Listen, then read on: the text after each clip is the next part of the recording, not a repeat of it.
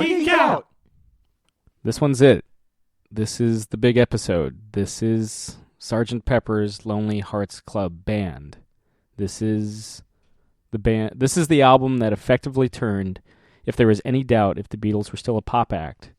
This was the first album that was universally acclaimed by critics. This is the album where everyone upped their studio game because they realized if they had ignored Revolver, because unfortunately in the United States, Revolver was kind of ignored upon its initial release because of all the buzz around John Lennon claiming or having his quote taken out of context that the Beatles were bigger than Jesus. That's right. He apologized for that 20 years to the day before we were born. Yeah, but in Chicago, I believe. Yeah, I'm not sure. Yeah, but I just know it was August 11th, 1966. Yes, and yeah, this is it. And this is the latest installment of I Want to Tell You. And boy, do I want to tell you about Sgt. Pepper's. I'm Sam. I'm Jake. I hate that fucking title. God damn it, I hate the title of this miniseries. But we're deep. We're deep in it. We have to talk about this. This is... You know, it's neither of our favorite Beatles albums. No, I mean, yeah, it's like... You know, I always... For some reason, I always go to Queen for this. But, like, you know what has to say their favorite song is Bohemian Rhapsody? Because it's like, you just take that off the table. And when Kevin Smith was talking about favorite Prince albums, he was like, take Purple Rain off the table, because we all know it's his masterpiece. Then what's your favorite Prince album? Yeah. Would you say the same thing about, like, to take it back to Queen, like Night of the Opera as a whole? Like, if you're talking Bowie, it's like, well, take Ziggy Stardust. Ziggy Stardust at the table. And for Queen, yes, but I love Night at the Opera so much that, like, I break that rule. Like, because Night at the Opera is, like, it's just... With Metallica, it's like, okay, take Master of Puppets away. Take Master of Puppets off, yeah. So yeah, Sgt. Pepper's, it's all, all those albums we just mentioned. Sgt. Pepper's, the start of all that. Every band's masterpiece is referred to as their Sgt. Pepper. This is, I mean, it's the album that derailed Smile. Yeah, I mean, the Beach Boys album. It sent Brian Wilson into a tailspin, Yeah, he was just so gobsmacked by it that it was the final piece of the puzzle, really. Yeah, and it's ironic because this week, both the week we're recording this and the week it comes out, is the 50th anniversary of the release of Pet Sounds, which is in its own right is astounding. It's the Beach Boys' Sgt. Pepper's. It is, and it came out the year before. Yeah, right. And Paul McCartney's always said, you're not musically educated until you've listened to Pet Sounds. And Pet Sounds, if Pet Sounds hadn't come out. Because Lennon and McCartney were listening to Pet Sounds quite a bit. Sgt. Pepper's, at least Sgt. Pepper's as we knew it, may never exist. Yeah, I mean it's that great back and forth, that inspiration, that competition. I hear another influence from McCartney was Frank Zappa and the Mothers of Invention's Freak Out. Ah, okay. I hear that was a big influence. One of the influences I heard is that he was in the idea of we're gonna. Because this is McCartney's baby, really. Yeah. This is the undisputed point where he becomes the band leader. Oh, yeah. And he kind of always... His idea and the idea of like the concept album, Lennon would famously say it works as a concept album because we said it did, but in reality it's like the opening and closing is like really that's it. You could argue the end of side one and the start of side two. Yeah.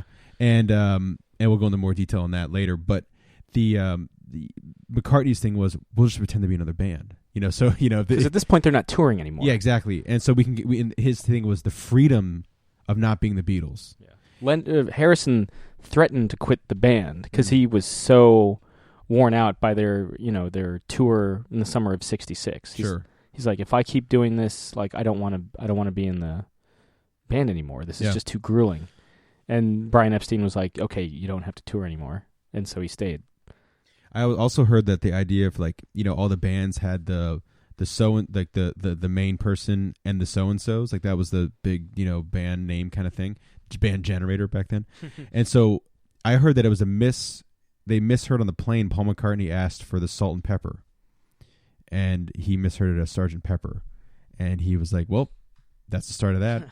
And the rest is history. Whether that's true or not, but that's always that's genesis I heard for the name Sgt. Pepper's Lonely Hearts Club Band, which is in its own right, it's just such a fucking cool name. Yeah, he wanted to kind of evoke the like late 19th century, early 20th century kind of like big band, like kind of like that you see like in Mary Poppins and stuff.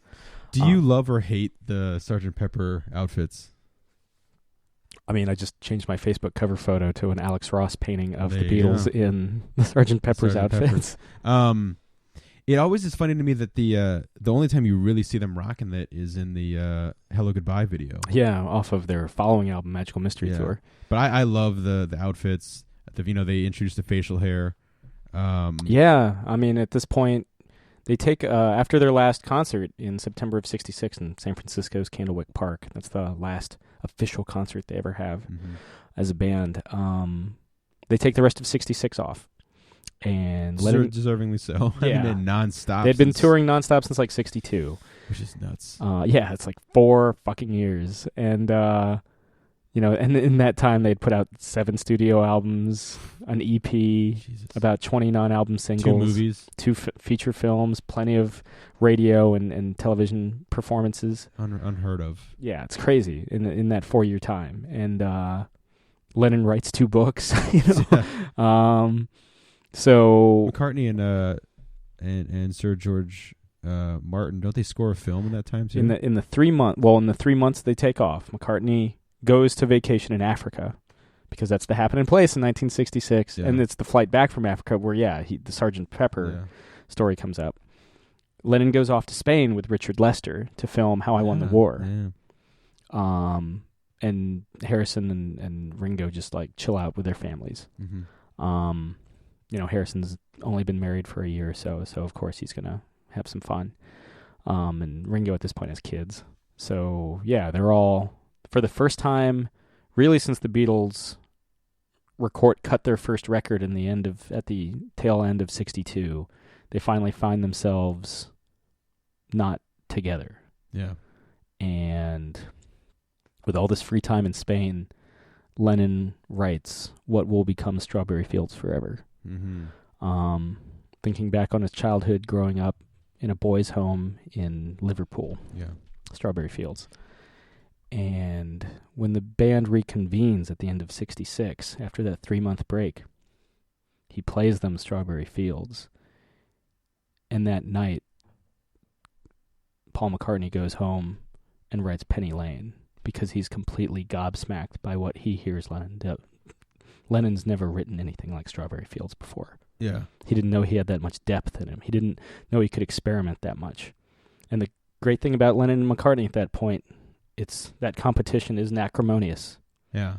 They are like spotting each other in the gym. They are trying to lift everything you got. Yeah. Everything you got. Come on, one more.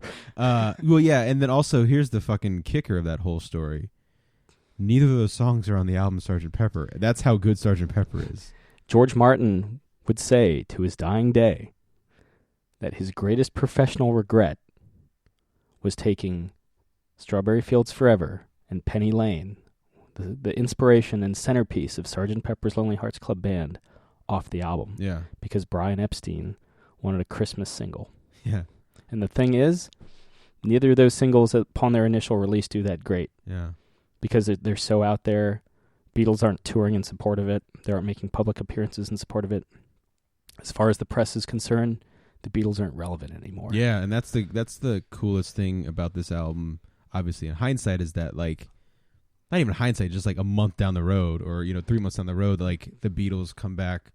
Well, it's a period where if you're not putting out an album or touring every like 6 months or so, yeah, it's just the next. What's the next thing? Yeah, because it's not like now with the internet and everything where you can always go back and like, oh man, the Beatles, I want to hear the song. It's just it's music's constantly moving forward, and the Beatles, for everyone else, in their mind, is just they fell off the wheel and the wheel's going, and you got the next band. The Beach Boys and the Stones are leading the way. That's right. Yeah, the Stones are really starting to gain some momentum. The Yardbirds are becoming a thing. Yeah, and Cream is coming.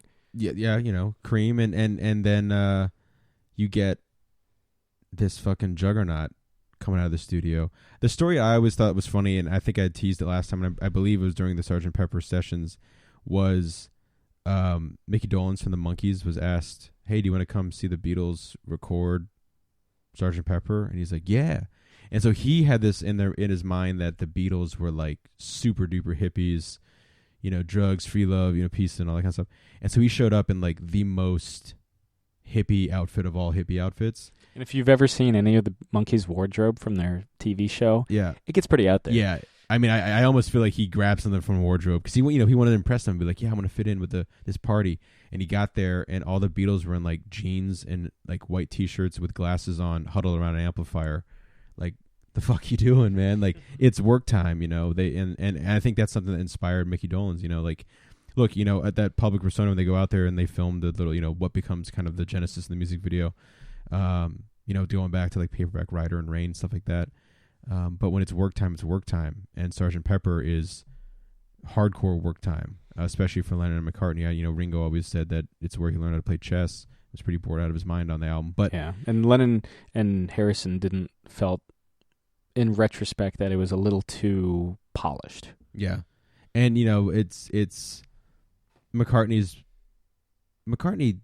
has kind of been vilified, I think, especially in the later years of the Beatles. But at the same time, seen as the hero, at least in my opinion, of breaking free and the Beatles breaking up, But that's something all down the road. But I think this is, like Sam said, this is the beginning of the McCartney era, because it really is kind of his idea, and it kind of leads the charge with, I guess, the opening track. Yeah, it's it's a track that McCartney had very much written as kind of a... But before we jump into it, real quick, is this the most iconic Beatles album cover? Yes. Over Abbey Road? Yes. Okay. I would say so. Yeah. I mean, granted, you can't go to a place and take a Sgt. Pepper photo. I think that's like the way Abbey Road is so great. It's still like, how fucking... It's hard to recreate the Sgt. Pepper album yeah, cover. that's what I'm saying. Like, so a lot of people might say Abbey Road because of that simple fact that you can go and take a picture at Abbey Road. I mean, there's a fucking website that's 24/7 on Abbey Road. Yeah. A webcam. So it's actually a pretty busy street. Oh, yeah. So I'm sure they fucking hate that over there. But whenever I'm going to go, I have, that's like the Mecca. I got to go to that and do it Mike Portnoy style because, he's obviously a massive Beatles fan. You got to go barefoot McCartney style.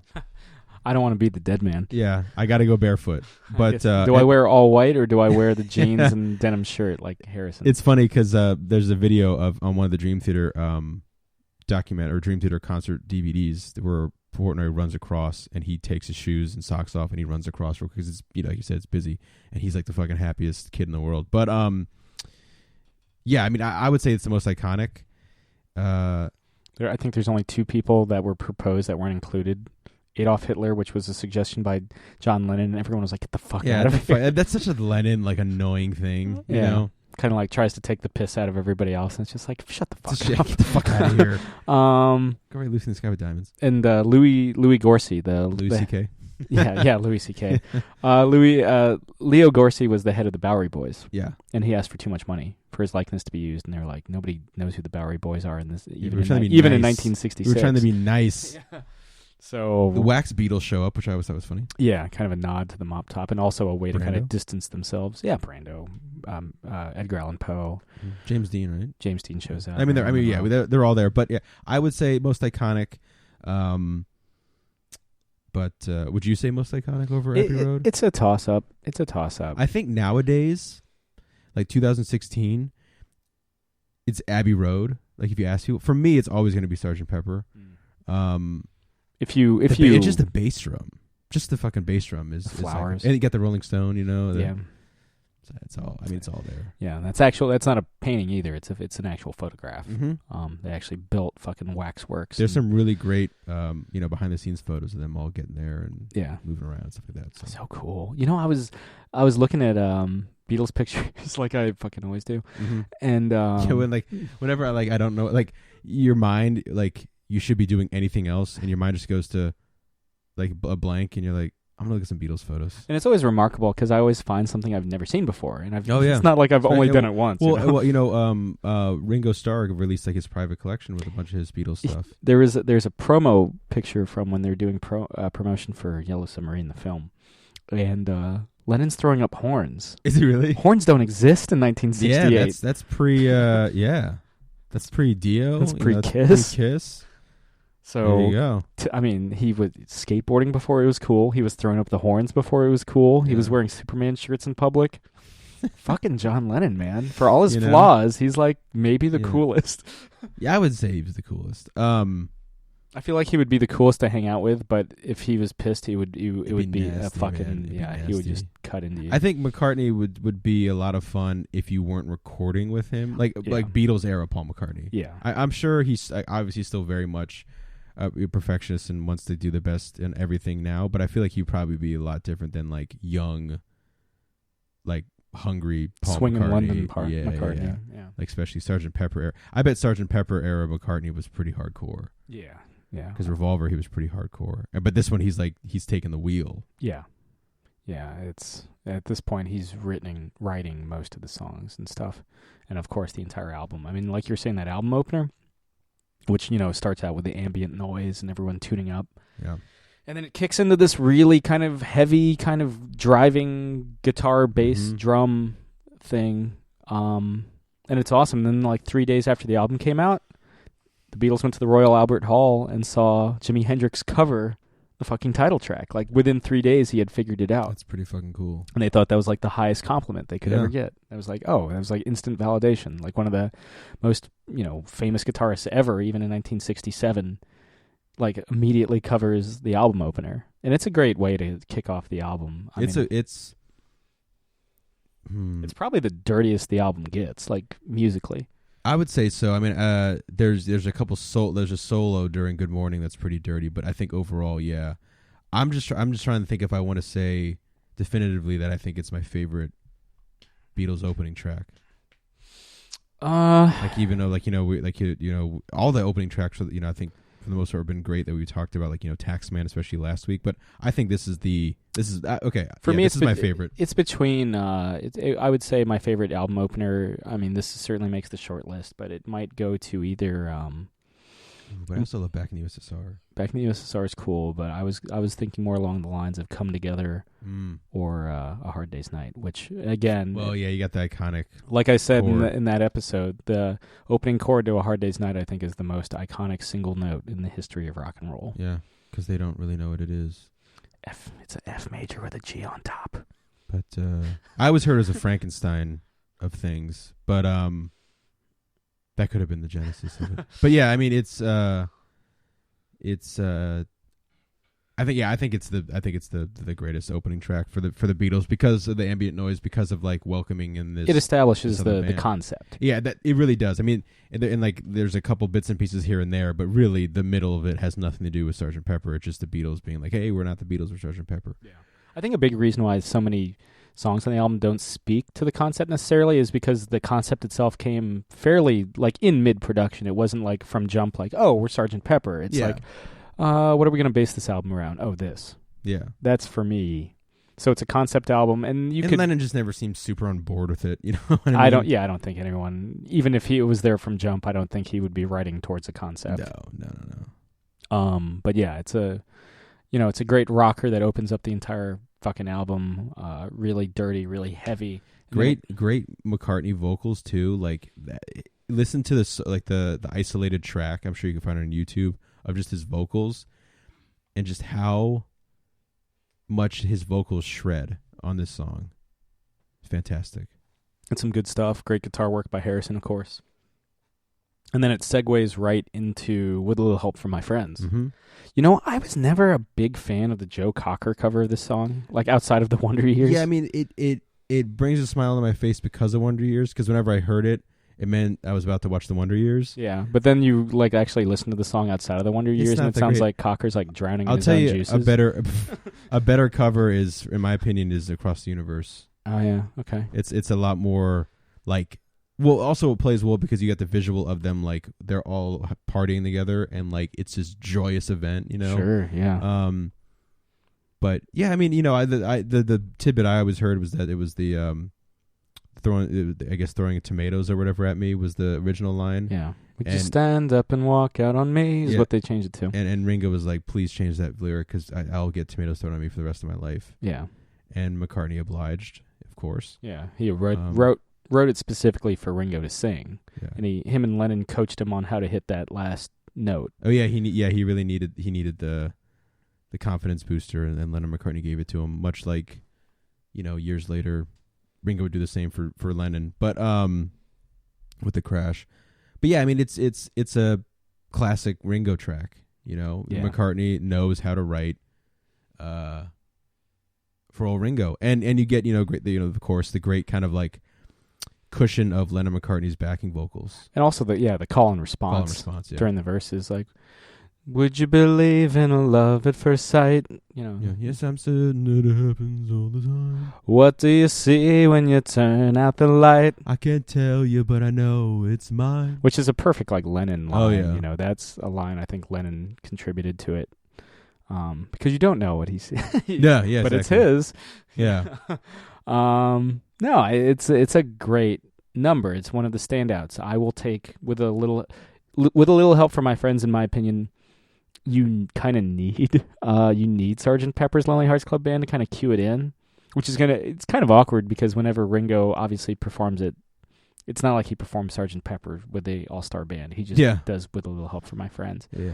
But that 1-2 punch, if we're adding with a little help from my friends as a 1-2 punch, yeah, it's a great opener. It might be the best opener. Yeah. But technically it's its own track. Yeah. It's one of those things that, like, on the top of my head, I'm trying to remember other songs and I'm blanking right now, but there's a lot of songs that, like, on the radio they will always do the 1-2.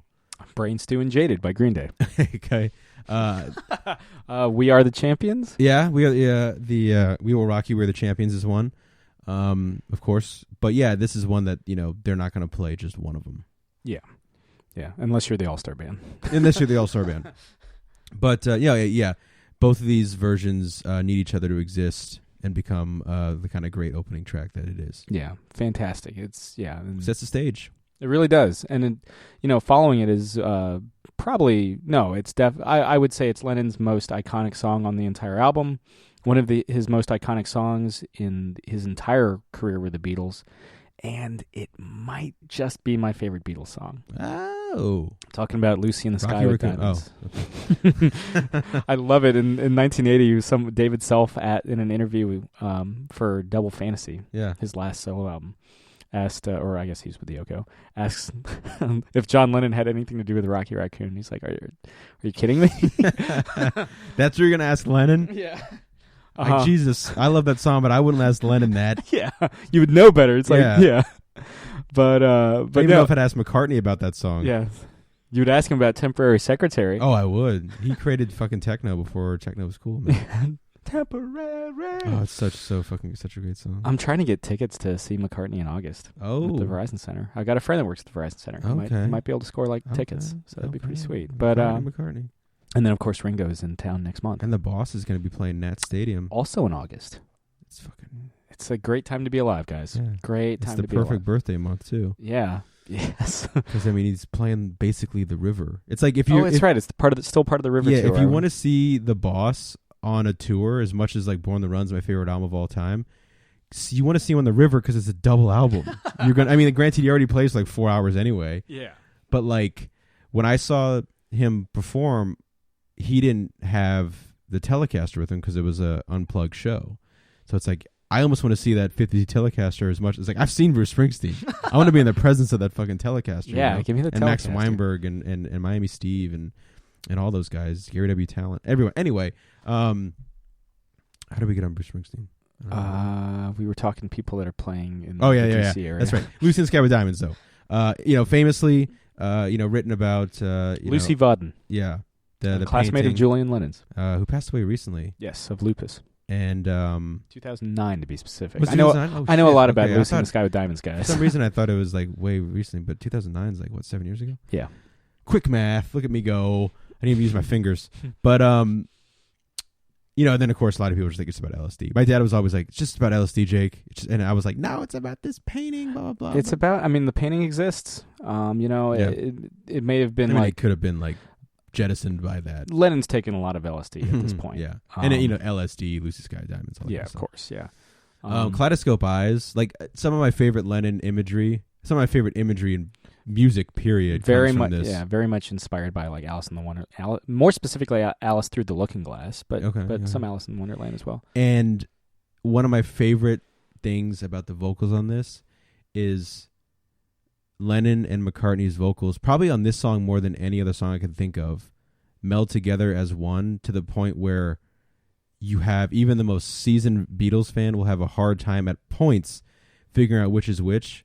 And also you get during the chorus, you get McCartney kicking it off, and then they kind of just they just works the vocals work so cleanly and almost phase together as one on this song. Which Lennon, when he for the demos, which I think you can hear in on Anthology, wanted a more kind of staccatoed, almost detached delivery, and it was McCartney that convinced him to make it flow more. Yeah, and it was something that I don't think Lennon was ever comfortable with. He was always very self-conscious about his singing. Yeah, totally. And in that same interview with David Self in 1980. He thank God he doesn't just focus on Rocky Raccoon. I mean, come on. He asks him about Lucy in the Sky, and he's like, I don't think we ever got the vocals quite right on that, but I like the melody. Yeah, I like the lyrics. I forgot where it was, but it was a Paul McCartney thing I was watching. I have a great thing called I think it's like the McCartney Years or something, where it's a DVD like Wings and McCartney, all that kind of stuff. But he's in the studio at one point, and he starts playing the Lucy in the Sky with Diamonds riff, right? And he just kind of walks over like, oh yeah, remember this? And he's just like, this is where we got this from. He starts playing it, and the fucking like everyone there is like, Jesus Christ, because like they're like in the presence of like in the studio of him playing that kind of famous opening as well. Oh, it's like a music box, and I always thought it's a childhood fantasy song, but at least imagery wise, lyrically, but I always thought, especially during the verses, there's a sense of melancholy, almost like it's this childhood that he's kind of lost in. I think that was for Lennon. That was the recurring theme of Sgt. Pepper's, lost in memory. Yeah, you hear it here, you hear it in Strawberry Fields, which was recorded during the Sgt. Pepper sessions. You hear it in A Day in the Life. You hear it in Being for the Benefit of Mr. Kite. Just always lost in time. Yeah. You look at the Penny Lane music video. First and last thing you see in that music video is Lennon wandering the streets, clearly lost in his own thoughts, because that's just where he is. Yeah. He's at a crossroads. I think he's internally deciding if he needs the Beatles, and in the next couple years, he reaches the realization that he doesn't. Yeah. And I think a lot of that melancholy kind of informs that decision. But yeah, it's possibly one of my favorite songs of all time. I really love the Elton John cover that he did in the 70s, except for the chorus, because then it turns into a reggae song. Like it's got like a reggae beat and stuff. It's like, why the fuck? I believe Cherie Currie and her sister recorded a version of Lucy in the Sky with Diamonds post Runaways as well. Yeah. And of course Cheap Trick did as well. Yeah. Because they covered the entire They're like album. the biggest Beatles fans of all time. Oh, yeah. Yeah. Or at least two, like, not two. One of the most famous Beatles fans of all time. Sure. Yeah. So, I mean, it's a winner. Yeah. It's one of the, for me, it's one of the most beautiful songs ever written. Yeah, I mean, and if it wasn't for another track on this album, I would say the most iconic on the album. Yeah, it's just so whimsical. Picture yourself on a boat on a river, with plasticine tiles. It's fantastic. Yeah, and honestly, yeah, it's a song that I can be doing whatever, and it just makes me stop whatever the fuck I'm doing when I hear this song. I could be doing like the most intensive thing ever, and it's like, oh, I need to pay attention to Searching for Beatles on the on searching Google for, yeah. You know what fucking photo shoot I always end up going back to is like one of my favorites, and it's such a bummer because it's their last one. It's their 68 last Kim one. Fon? Oh, Their last one where they're like in the field and stuff. yeah, they're like cowboy Beatles. Yeah.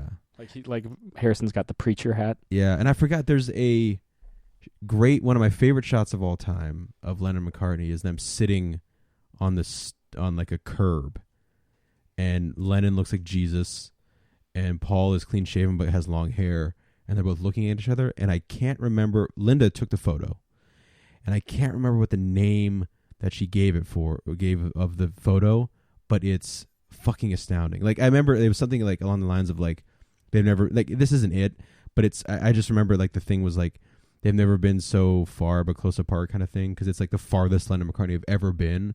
Like these two like best friends since, the day one of the Beatles, and they are so far apart at this point, like, and yeah. Business has gotten in the way and whatever. But that for some reason that's the photo, like the photos I end up, and also the great, I joke. I think it's during the White Album sessions where they're all standing behind each other and the wind's blowing, and I always I called the McCartney hiding behind Ringo's genius because he's kind of like hiding behind Ringo. Yeah. I like that one too. The wind's just blowing in their hair. Yeah. At that point, all of them have long hair. All got the cool long hair. Yeah. Yeah, man. But so cool. Yeah. And then the next track is another McCartney number. Speaking of yeah. I mean, he's dominating on this one for sure. The Getting Better is the Getting Better. Great guitar. Great guitar riff in the beginning. It's like pop bop. It's almost like it's kind of a stabbing like. I think it was Philips Magnavox that had the song for like their ads. Like, got to admit it's getting better. That's right, because Jackson won the lawsuit. Yeah. Michael Jackson bought most of the Beatles catalog, and so he could license it out inadvertently through advice from Paul McCartney. Yeah, not necessarily to buy the Beatles catalog, but he's like, hey, if you got the money, buy it. And then he's like, okay, and he did. And Paul McCartney's like, shit. Yeah. He's getting it back soon though. And I think, the rights expire in like 2018, 2019. Somewhere around there, yeah. But I wonder what's going to happen when that goes down. Yeah. But it's great. I mean, this is another great example of the difference between Lennon and McCartney. Well, it's almost like it typifies the relationship during the Sgt. Pepper sessions, because in the chorus you've got McCartney going, I admit it's getting better all the time.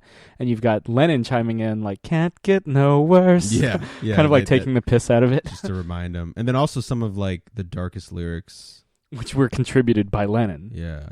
Like it wasn't just like... I mean, he flat out said, there's not like, maybe it's like, I used to be cool with my woman, I beat her and kept her from the things that she loved.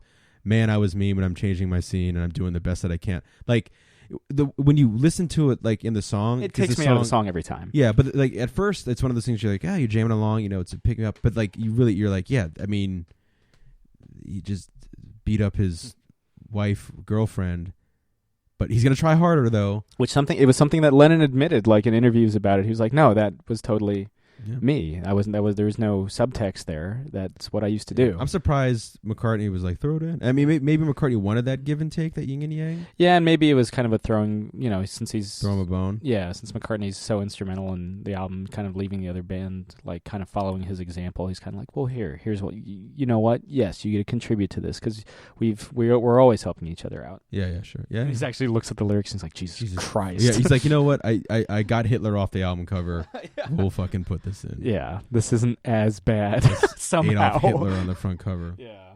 Because at that point, it's like 20 years since World War II. Yeah, no, I mean, and of course they grew up in England during the Blitz. Born in the bombings of the Lennon's 5 years old when World War II ends. Yeah. So that's just Lennon trying too hard on that one. Yeah. Maybe putting a bit too much of himself in there. Yep. The next song is I like it, but it's not a track where I'm always like, I need to, I'm just saying that maybe I might skip this song. It's not my least favorite song on the album, but it's like, it's not as essential. Yeah. I'm talking about Fixing a Hole. Bum, bum, bum, bum, bum, bum, bum, bum, bum, bum, bum, bum, bum. I'm fixing a hole. I actually love this song. It's just a great song to like. It's one of those McCartney numbers that just gets in your head.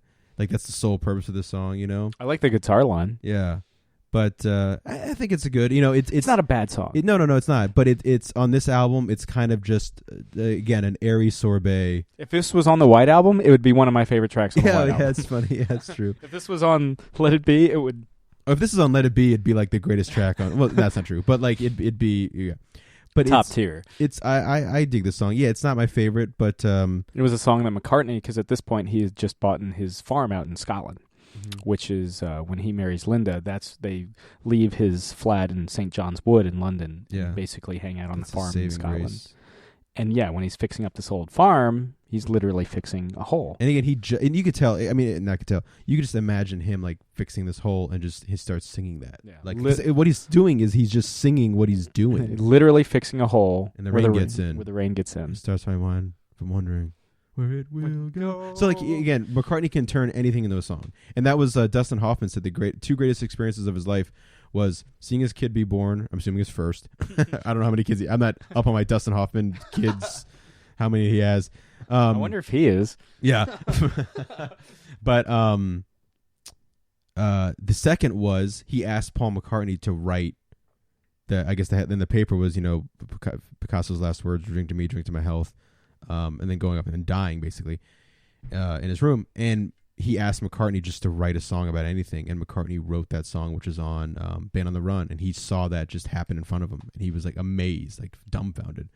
If you ever run into Dustin Hoffman, that's the story. I'd always be like, hey, can you tell me about that story? He'd be like, oh my god, man. Yeah. I was in Kramer versus Kramer. Yeah. First off, thank you for not bringing up The Graduate or Little Big Man. Second off. Yeah. You seem like a very angry person. Yeah. Anyway. Yeah, good song. Fine song. It just proves McCartney. I could see this on a Wings album. Yeah. The next one is I think, a superior McCartney number. Yes. It's She's Leaving Home. Yeah. And I remember, like, the two of us, we always were kind of like, I don't remember who the critic was. It probably was in the 60s or whatever, but they were just like, this. Oh no, it wasn't. It was this. The song doesn't have. This song misses its opportunity to really be something special because the female in the song leaves home to have fun, and they don't like that's. They're like, oh, if, that's very McCartney to have say it's fun and not say what it is, and it's like, in my opinion, that's McCartney saying she's leaving home to do whatever she wants. It's not about what she's leaving home to do. It's like she's leaving home. It's unanswered. Yeah, it's unanswered. And so I never took that as like she's just going to have a good time. Everything's going to be okay. It's the dread of the mother and the father. Yeah. And again, fucking McCartney, man. Like, he writes a song not about the hippie leaving to go do whatever they want. He writes a song from the point of view of the parents. Like, that's such a fucking Paul McCartney thing to do. And I love that. And then you get John Lennon basically as the Greek chorus. Yeah. In the song, we gave her most of our lives. Yeah. We gave her most of our lives. Yeah. It's a great song. It's not Martin that does the orchestration. Right, yeah, and I feel like that always bummed him out. Yeah, it was, I think everything... It might have been McCartney getting ahead of himself. It was, according to Martin. He was like, because he was, George Martin, longtime Beatles producer, did all the orchestrations of the orchestration, like on Eleanor Rigby in the previous album, and the orchestration for Yesterday on Help. He's busy scoring a film because, again, the Sgt. Pepper sessions goes on for fucking months. Yeah. It goes on for like... Adjusted for inflation, it'd be like a year. Yeah, and adjusted, like, it would be like hundreds of millions of dollars. Yes. As opposed to the first Beatles album, where they record it in a day. Yeah. Not counting overdubs. But this took literal months. So obviously he's got other commitments. He goes off to score a movie. McCartney gets impatient. McCartney enlists somebody else to score. She's Leaving Home for him. That kind of sucks. Yeah. Because I feel like... And unfortunately, this isn't the... I feel like this is... last time they screw over Sir George Martin. I feel like this is the Sgt. Pepper's, and this is a prime example of McCartney saying, you are either with me or I'm going to leave you in the dust. Yeah. Because that's what he does to George Martin here. And, Martin, to his credit, produces the rest of the album. This isn't the last song recorded for the album, but yeah, I always got the feeling that his feelings were hurt that McCartney couldn't hold out and work on any of the other 12 songs on this album, or any of the non-album singles like Strawberry Fields or Penny Lane or whatever. Yeah, it's a really great track, and I think a prime example of, and I'll talk about it later for another track, but McCartney is always thinking outside of the box. Like I a lot of people I think are like, oh, McCartney is the goody two shoes, right? The granny shit or whatever. But like, we'll get to granny shit in a second. Yeah. But, and I love the granny shit. But again, McCartney is like thinking outside of the box. He's not writing what everyone else is writing. He's taking it from different point of views of different characters. I think that's so just fucking cool. And one of the main reasons he's my favorite Beatle. Yeah. I mean, I think because he pushes the boundaries while bringing kind of an air of classical music that the other Beatles didn't possess. Yep. He's got a great appreciation of that. And you certainly see that here. And you'll see it in future Beatles albums, too. You'll definitely see it in Magical Mystery Tour and the White Album. But and it's, speaking of Brian Wilson and the Beach Boys and Pet Sounds and all that, apparently during the Sgt. Pepper sessions, he takes a break to, I guess either Wilson's in London or he just happens to be in California, McCartney, and he plays She's Leaving Home for Brian Wilson and his wife on the piano, and they just break down and cry, which one proves that maybe Brian Wilson is just a big fucking softie. Well, could you imagine like you play... How easy is it to break Brian Wilson, by the way? you play like Strawberry Fields on the radio, and he has to pull his car over and just like fucking like have a nervous breakdown. Yeah, I mean, like, it's so easy to break Brian Wilson, is what I'm trying to tell you. I guess so, man. And I follow him on Twitter, and he tweeted about like Pet Sounds, and just be like, I just want to tweet and be like, yeah, it really is a good album, I really like it a lot. And he just like writes back sobbing, but like, could you? I really like Good Vibrations. It was originally intended for Smile. Yeah, so good. Could you imagine, like you're McCartney, right, and you play the song, and like you look over and like they're just like digging it, and you're playing it, and you finish it. She's leaving home, bye bye, and then he gets to the end, and they're just sobbing, and he just like slowly puts the cover back on the piano and just sits there and lets it happen, just like, so I got to get back to the studio. Yeah, because McCartney wears his heart on his sleeve, but like is tough as nails, though. I feel like when it comes to like getting what he wants. He doesn't budge. He's a perfectionist. Yeah, I think all the great musicians, like fucking Prince is a perfectionist. Billy Corgan is a perfectionist. Mm-hmm. Queen is an ensemble all of perfectionists. Holy shit, yeah. Tom Scholes in Boston. I'm the only one who's going to make that reference. So you got it. Springsteen as well, man. Sure. I feel like Bowie at certain points of his career. Yeah, not so much mid '80s Bowie, but yeah. But yeah, no, She's Leaving Home's a great track. And it cues up, my roommate Garrett from years past, his favorite song on Sgt. Pepper's, and Sgt. Pepper's is the first album he ever got. Spoiled bastard. And I think my first album was A Hard Day's Night, which is my favorite. Actually, my first Beatles album I ever owned that I bought was Sgt. Pepper on cassette, I think. Yeah, that's good. I think it was Sgt. Pepper on cassette. It's also the only, it's the first Beatles album not to have the track listing altered by Capitol Records. Oh, well, that's another fucking... That's a testament to how... Right. They just happened to take off Strawberry Fields and Penny Lane because they needed a Christmas single in 1966. And the fact that it doesn't affect it is astounding. Yeah.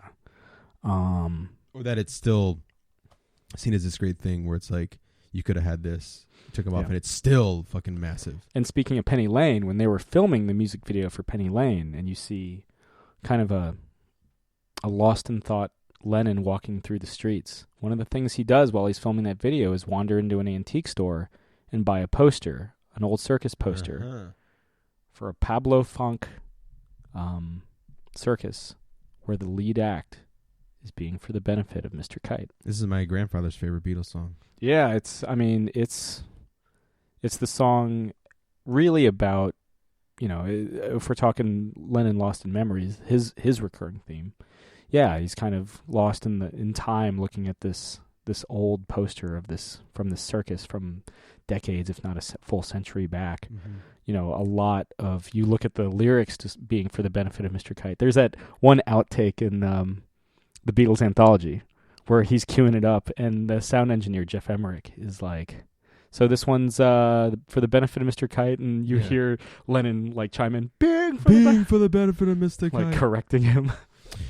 Billy Joel always said that the piano is a percussive instrument, and I feel like this is a song that proves that 110%, where you kind of have the song's kind of fading out, and you just get the kick. One of my favorite Beatles moments is the kickback when it's like, da da da da da da, and then it goes right back to, it doesn't get any louder, it just gets, that's the loudest it gets, that the crescendo, and then it goes back to the rest of the song. I think the famously, like, Lennon had Jeff Emmerich cut up a bunch of stock circus and carnival noises and then piece the tapes back together, because he, in his own words, he's like, I want it to be sound so much like a circus I can smell the fucking sawdust on the floor.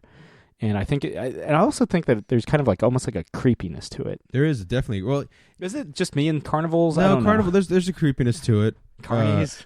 There's a creepiness to it for sure. And something that I think a lot of people with Sgt. Pepper, where they're like, a lot of people want to, like we've said a lot of times, they don't like come up to you or us on the street or anything or like that. But I feel like a lot of people I talk to, for the most part, genuinely curious way, are like, why is Sgt. Pepper so important? Yeah. Like, why is it? Because it's the Beatles? Why are the Beatles? Here's one of the reasons.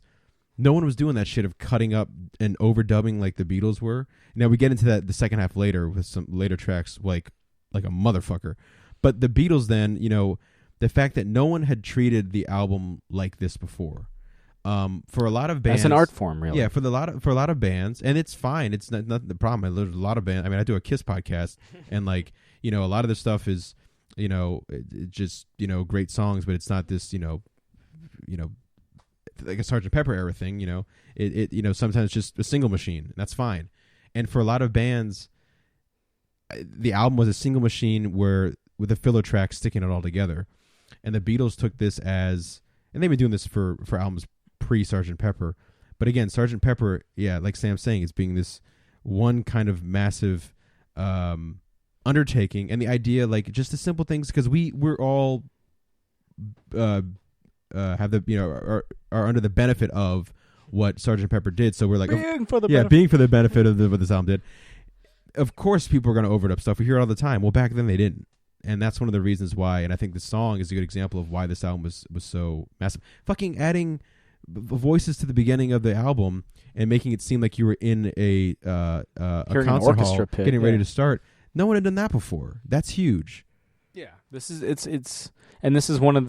the only solo Lennon track, solo written Lennon track, I think, that kind of follows the Sgt. Pepper theme. The whole kind of like live show kind of carnival. Sure, yeah. I think he even said that too. Like he's like, yeah, I kind of, even though he was kind of like, yeah, I don't give a shit about the concept, but he was like, you know what, I kind of did it for the benefit of Mr. Kite. Yeah, and if you listen to, there's really two different big post-Beatles Lennon interviews. There's one he does in 1970, after the Beatles breakup becomes like official knowledge, because it had been secret for months.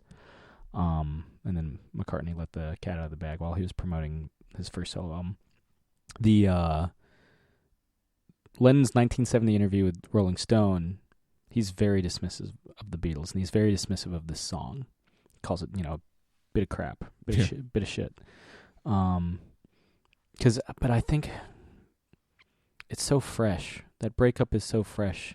Oh, sure, you yeah. get you get the feeling that is just the impression his feelings are genuinely hurt. Like he's like, I put in so much of my life and so much energy and so much of my soul into this, and now it's dead. Yeah.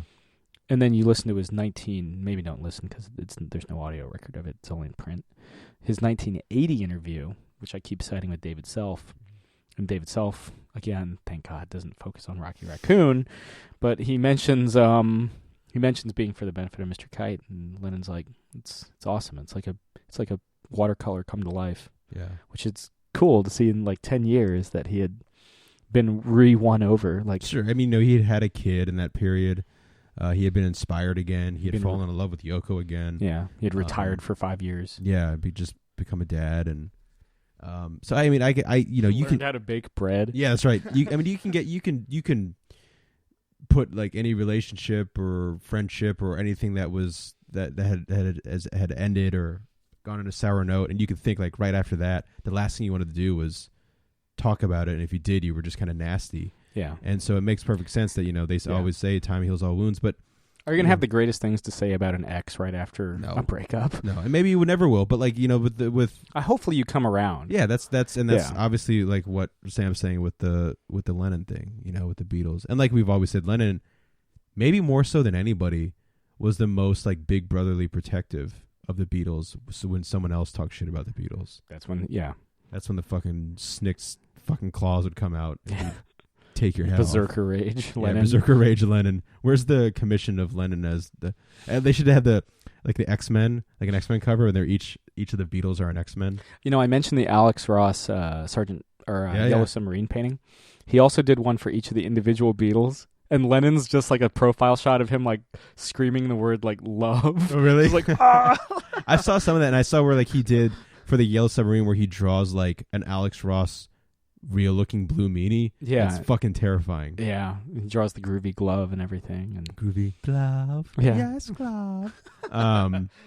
That's still one of my favorite fucking vocal performances. Yeah. And we'll get there too, man. That's right around the corner. That is right around the corner. That's 2 albums away. You'll get that soon, but yeah, it's a great way to end side one, because that's how side one ends with being for the benefit of Mr. Kite. As a kid, I would always say the side 2 opener, Within You Without You, isn't that bad, because it's the only George Harrison written number on the album. Yeah, I mean, but it's maybe not the best. This is the one I skip, and it's sad to say, but it is, because, and it's not necessarily 100% because of the song, it's because I always wanted to get to the next song. It's also like over 5 minutes long. Yeah. It doesn't have to be. It kind of kills the momentum, really. It does, and it's nice that they gave Harrison this moment, because, he's so into the, it's something that would be with him for the rest of his life, the Indian kind of influence of music. Yeah, we had already seen like him first use the sitar on Rubber Soul, and then we got the full Indian backed track, Love You Too, on Revolver. But yeah, he continues that and expands on it here with Within You Without You. So, and the thing is, it's kind of interesting. If Harrison is your favorite Beatle, Sgt. Pepper is probably not your favorite Beatles album. Yeah. You're probably a White Album fan, or White maybe Album, Revolver, or Abbey Road. Because even Revolver, because he's kind of not all here. I mean, obviously, anything he touches and he does his. The song he intended best. the most to be on Sgt. Pepper was Only a Northern Song. That was his. That was his. That would kind fit of in so well. Well, that's his childhood song, right? Yeah, because they're all from Northern England, and George Martin fucking hates Only a Northern Song. He was like, the biggest contribution I did to Sgt. Pepper's. Like, if his biggest regret is taking Strawberry Fields and Penny Lane off, is one of his greatest accomplishments is taking off Only a Northern Song. I like that song. I think I loved like the. So did Harry. I mean, he named his publishing, like music publishing company, Northern Songs. Yeah, I just like the kind of like hypnotic. Yeah, trance that song. I would have taken that over Within You Without You. I would too. Yeah, but again, the song's fine. The laughing at the end's kind of freaky. It kind of it's Harrison included it to remind people of the concept. It's supposed to be the audience reacting, and it also because Within You Without You is kind of a little too self-serious, and so it's supposed to kind of break up that break the mood. It breaks something. Well, I mean, whenever I would fast forward on my cassette, I knew I was getting close when you hear the like that weird kind of like in-breathe laughing kind of thing, whatever. And I was just like, all right, well, we're getting to the next song, which is fucking awesome. Granny shit. Yeah. Yeah, granny shit indeed. I had always joked that it's the most punk rock song of the 60s or ever, because and people are like, fuck you, you fucker. But true. But for me, like the punk rock is not a sound. Like punk rock is an attitude, more than it's ever been a sound. Because the attitude is going against the grain. And going against the grain in the 60s would be not... Because everyone in the 60s was writing how they're going to live fast, die young. I hope I die before I get old. Yeah. Rolling Stones have just put out like Street Fighting Man. Yeah, we're going to fucking kill, and we're going to do drugs, and we're going to live life, and blah, blah, blah. Satisfaction's out, Paint Black's out. By that definition, if you believe my definition of what I think punk rock music is, more of an attitude than a sound, by that definition, Paul McCartney writing a song about living old, growing to live old with your family and living, by the sea. Having a son named Dave. Yeah, and bouncing him on your knee.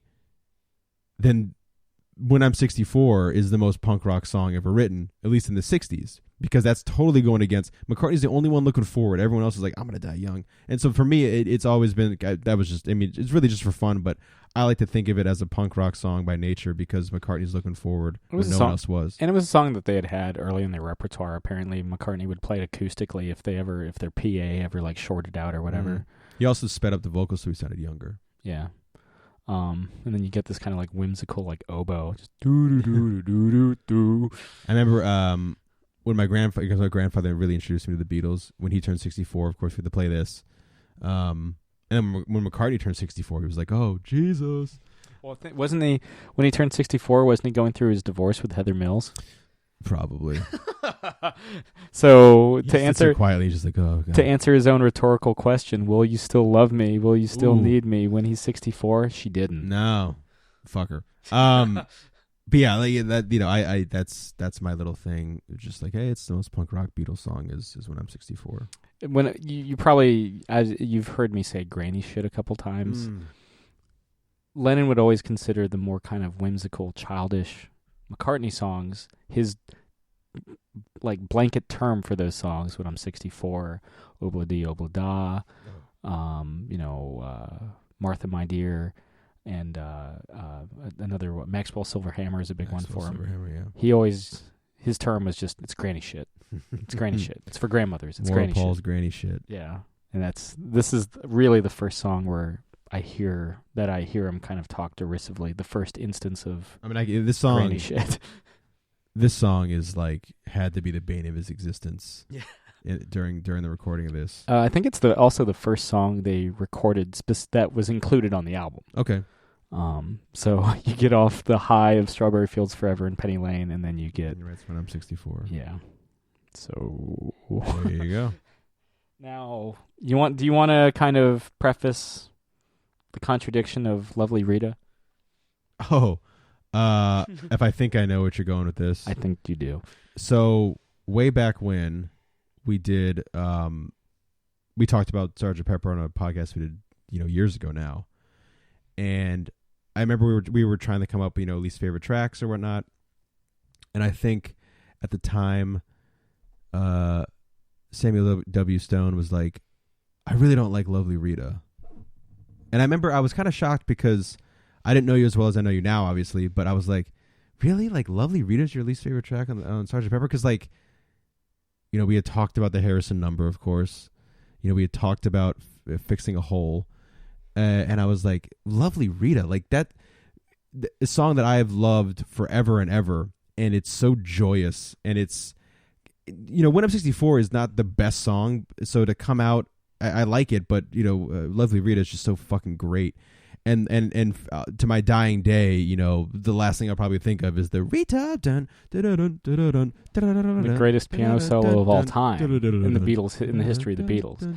I think the reason for it is because honestly, I wasn't that familiar with it. Yeah, well, I remember for some reason it was lost in the shuffle. If I didn't remember it, because at least I could remember Within You Without You. At least I could remember Fixing a Hole. At least I can remember When I'm 64. Yeah. For whatever reason, I couldn't remember Lovely Rita. Well, the great thing about the human race is we can change our opinions on things. That's the number one thing. Yeah. And I remember I'm running for office, and because I flip-flopped on my stance on Lovely Rita, I apparently can't be president. Yeah, that's right. Not the fact that I'm not 35. Yeah. But yeah, I don't know if it's a text or a Facebook thing or whatever, and you were just like, I was wrong. Yeah. You're like, and I've never seen someone love a song, and I thought I loved Lovely Rita. But no, Sam waves the flag of Lovely Rita. It's my alarm clock now. It's the fucking best. My iPhone alarm clock. If you want to know what stirs me awake at 7:00 every morning, it's Lovely Rita off Sgt. Pepper's Lonely Hearts Club Band. Does it sound ahead of its time? Yes. Yeah. Yeah. It it's McCartney's Daydream. It's as lush and bright as a fucking summer day. Maybe not the summer we're having these days with all the fucking rain. Yeah. But it's like, that's a song you imagine like waking up in a big hazy field, big sunny hazy field, just the grass gently blowing, just that. You get that from the opening note, that McCartney's vocal aria, the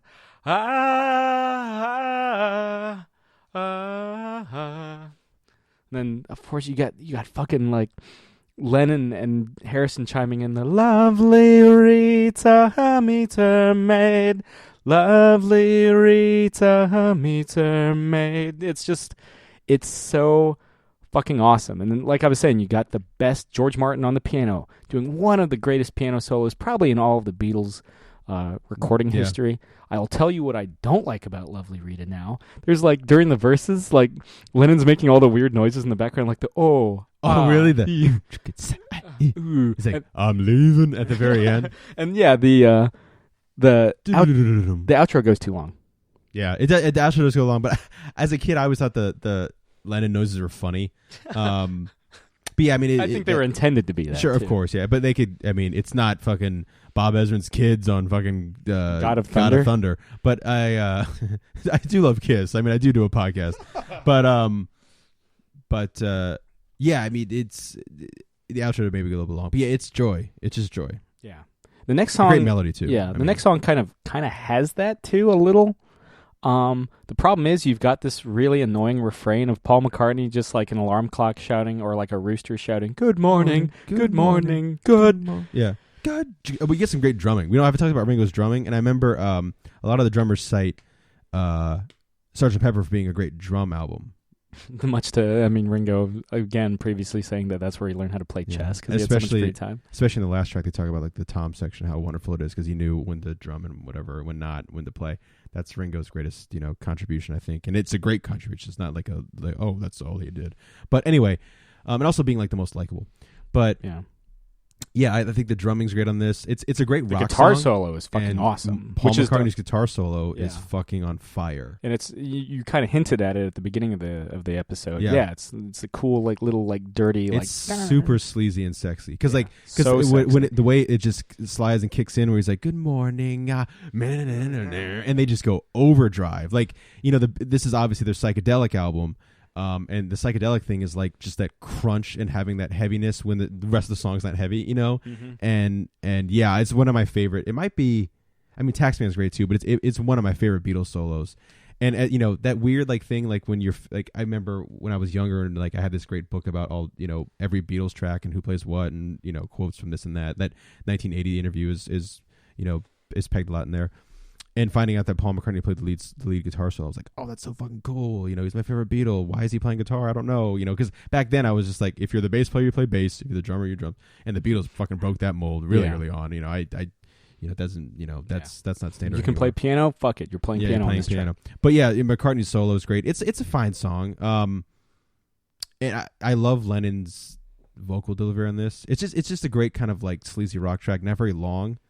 But I like the verses just I do. Yeah. I do like the verses. It's just honestly it's just the refrain. That's the only thing. I always remember the lines of watching the skirts you start to flirt. I thought that was a great little line from Lennon. But the thing that George Martin and I always heard, Sir George Martin, that he was most proud of on Sgt. Pepper was the animal noises at the end are going. And if you listen to it, there's a seamless cut from a baby chick chirping to a guitar lick, and you can't tell the difference. And that, for me, is if people want to be like, oh, again, what's Sgt. Pepper?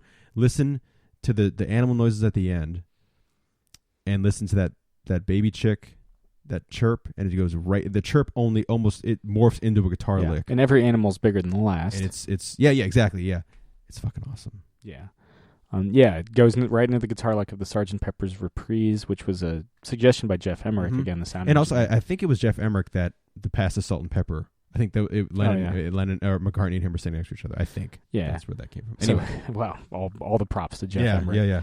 But yeah, he's like, well, if you're going to have like a kind of like a titular opening track with like this band, wouldn't they have some sort of faster paced like reprise? Mm-hmm. This is what really kind of cements the concept, in my opinion. This is a song that doesn't sound dated production-wise either for me. And then it kind of, the guitar lick and the driving beat kind of reminds me of Viva Las Vegas by Elvis Presley. At least the opening riff to that. And it's a great little, it's just short. Yeah. Kind of, if I remember correctly, McCartney closes with this a lot. Like, well, this is what the start of what goes into him closing the show with like the end and stuff like that and Golden Slumbers. But like, he'll do this as kind of like to kick you back into it. After playing a couple slow tracks, usually after like Hey Jude or something. But if I remember correctly, and maybe I'm not, I don't know. But yeah, it's a great kind of thing, and it's that great trick twist where you think it's over.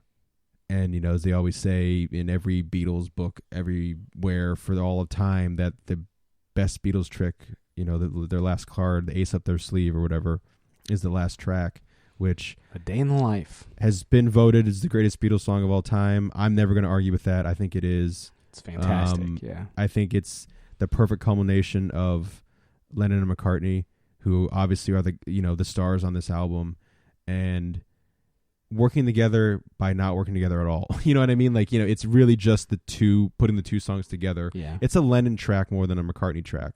He only does like the bridge. Mm-hmm. Shit.